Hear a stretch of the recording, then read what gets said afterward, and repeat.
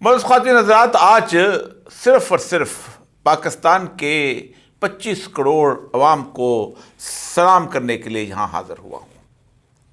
سلام ہے ان لوگوں کو کہ جنہوں نے گزشتہ تقریباً 2 سال پاکستان کے اندر سانس لیا اور اس جبر کے موسم کے اندر زندہ رہے، اور سلام ہے ان لوگوں کے اوپر کہ جن نے پاکستان کی تمام تر قوتوں، طاقتوں، ہیبتوں، جبروتوں اور مقتدر قوتوں کے تمام اندازے غلط ثابت کر دیے۔ یہ لوگ مدتوں اپنے ڈرائنگ روموں میں بیٹھ کے گفتگو کر رہے تھے کہ اگر ہم یہ کر لیں تو یہ ہو جائے گا، اگر ہم یہ کر لیں تو یہ ہو جائے گا۔ انہوں نے سوچا کہ ہم اگر ایک شہر کے اندر ایک بڑی تعداد کے لوگوں کو گرفتار کر لیں اور پھر مدتوں ان کے والدین کو ان سے ملنے نہ دیں اور ان کی چیخیں جو ہیں وہ بھی لوگوں تک نہ پہنچ سکیں، تو ایک خوف کی فضا پیدا ہو جائے گی اور لوگ ڈر جائیں گے۔ انہوں نے یہ سمجھا تھا کہ ہم پاکستان کے تمام میڈیا چینلز کے اوپر پابندی لگاتے ہوئے انہیں صرف ایک خاص نوعیت کی خبریں دیں گے اور ان کے لیے شجر ممنوع ہوگا کسی ایک شخص کا نام، تو شاید لوگ بدل جائیں گے۔ انہوں نے یہ سوچا تھا کہ ہم پاکستان کے 24 کروڑ عوام کو یہ چہرہ دکھائیں گے کہ ہم بہت طاقتور ہیں، ہم جس کو چاہیں اٹھا لیں اور جب چاہیں اٹھا لیں اور جتنی بار چاہیں اٹھا لیں، ہمیں کوئی پوچھنے والا نہیں ہے۔ پاکستان کی 75 سال کی تاریخ بڑی دردناک ہے، المناک ہے۔ ایسے واقعات بار بار ہوئے ہیں، لیکن میں آپ کو بڑے وثوق کے ساتھ کہہ سکتا ہوں کہ گزشتہ 2 سال جیسے واقعات اس سے پہلے کبھی نہیں ہوئے تھے۔ اس سے پہلے ہوتا تھے لوگ، وہ جو کہتے ہیں لوگ بکتے تھے، مگر اتنی بھی ارزانی نہ تھی، کہیں نہ کہیں کسی نہ کسی جگہ راستہ نکل آتا تھا۔ پاکستان میں مسنگ پرسنز کا رواج تو ویسے بھی 2007 کے بعد پڑا ہے، اگرچہ کہ ذوالفقار علی بھٹو کے ایک دلائی کیمپ کے جو مسنگ پرسنز تاری وغیرہ 6-7 لوگ تھے، اس کے علاوہ نہیں تھے۔ سیاستدانوں کو قتل کرنے کا رواج پہلے بھی تھا، اور اس کے بعد اس میں بھی ذوالفقار علی بھٹو صاحب نے کم سے کم کوئی 25 سے زیادہ 2 درجن سے زیادہ لوگوں کو، اپنے مخالفین کو قتل کروایا تھا، لیکن اس دفعہ صورتحال بالکل مختلف ہو چکی تھی۔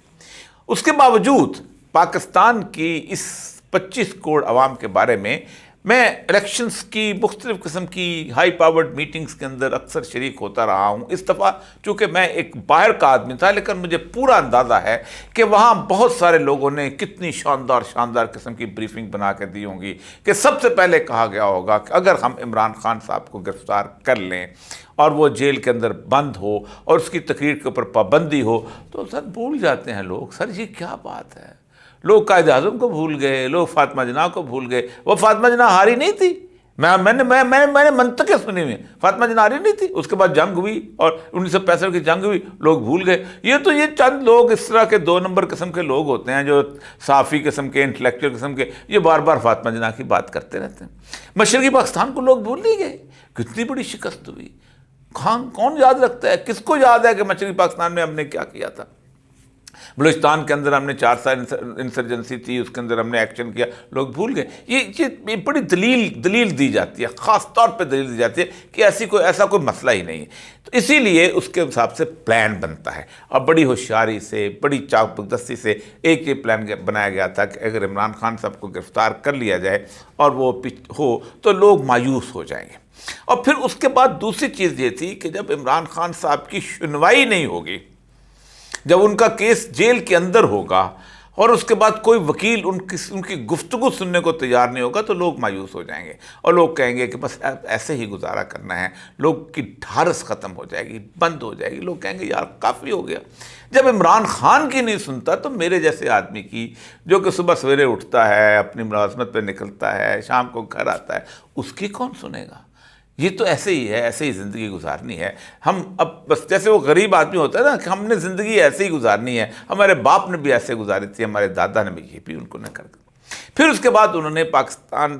تحریک انصاف پوری پارٹی کو جس طرح شیٹر کیا، یہ بھی پورے 2 سال کا پورا عرصہ تھا۔ اور وہ یہ عجیب و غریب فیشن تھا، یہ فیشن سے پہلے نہیں تھا، اور بڑی ذہانت سے کیا گیا، لوگوں کو اٹھایا گیا، اٹھانے کے بعد ان کے بعد وہ لوگ حاضر ہوئے، کچھ 3-4 کا انٹرویو کروایا گیا، 1-2 کو کہا گیا کہ تم سامنے آ کے بتاؤ کیا صورتحال ہے، بہت خوفناک حد تک تم اسکینڈلائز کرو چیزوں کو، اور پھر پریس کانفرنسز کا جو چلا ہے یہ سب کچھ ہو گیا۔ الیکشن ڈے کی پلاننگ بڑی کمال کی ہوا کرتی ہے، اور الیکشن ڈے کی پلاننگ کے بارے میں نے کل بھی بہت تفصیل سے عرض کیا تھا کہ 5 مختلف طریقے ہوتے ہیں جن سے دھاندلی کی جاتی ہے، لیکن اس قوم نے ان 5 طریقوں کو شکست دے کے ان کے منہ پر اس زور کا تماچا مارا ہے کہ ابھی تک شاید جبڑا بھی ہل رہا ہوگا۔ سلام ہے اس پاکستان کی قوم کو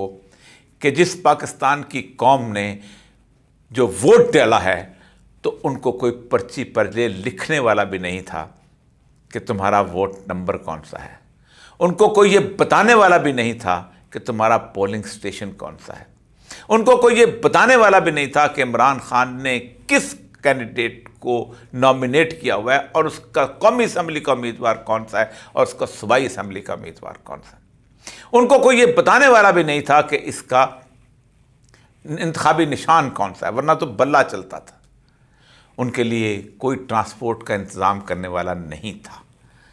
کہ صبح سویرے ایک بس آئے اور اپنے علاقے کے لوگوں کو لے کے پولنگ اسٹیشن تک لے جائے۔ ان کے لیے کوئی چنگچی رکشا کوئی نہیں تھا، ان کے لیے کوئی پولنگ اسٹیشن کے آس پاس بریانی بانٹنے والا، پولنگ اسٹیشن کے آس پاس شربت پلانے والا کوئی نہیں تھا، ڈھارس بندانے والا بھی کوئی موجود نہیں تھا۔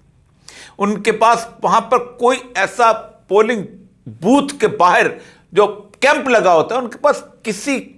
ان کے عمران خان کا جس سے وہ محبت کرتے تھے اس کا کیمپ تک موجود نہیں تھا۔ یہ پہلا الیکشن ہے جس کے بارے میں شاید اس وقت لوگ اس کا اندازہ نہیں کر رہے کہ یہ کیا کر دیا ہے پاکستان کے عوام نے۔ یہ پہلا الیکشن ہے جس کے اندر پاکستان کے 22 کروڑ عوام بمقابلہ پاکستان کی مقتدر قوتیں آئی ہیں۔ انہوں نے عمران خان کو ووٹ نہیں دیا، انہوں نے اس 2 سال کی ذلت و رسوائی کے مقابلے میں ووٹ دیا ہے،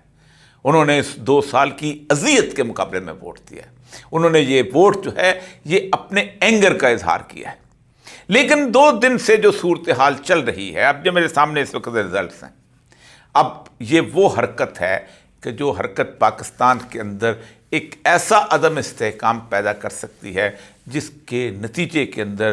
کئی مہینوں تک انارکی چل سکتی ہے، اور پھر اس کے بعد اس کا جو نتیجہ نکلے گا وہ بہت خوفناک ہو سکتا ہے۔